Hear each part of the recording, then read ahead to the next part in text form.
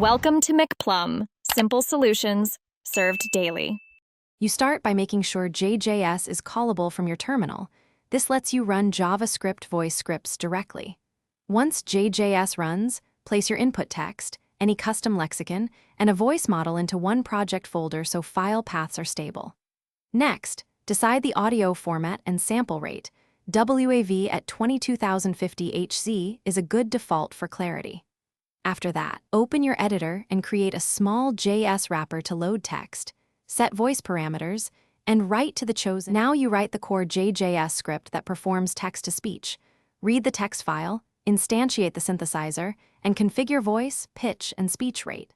Once configured, call the synth export function to generate audio. If a direct export method isn't available, stream output to a WAV writer. Make sure to test with short phrases first to hear the effect of parameter changes.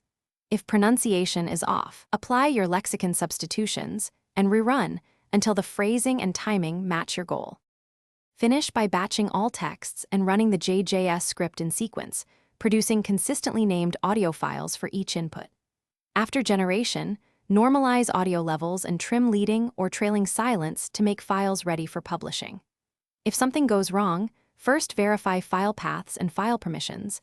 Next, confirm your Java version matches JJS requirements and that required voice libraries are present.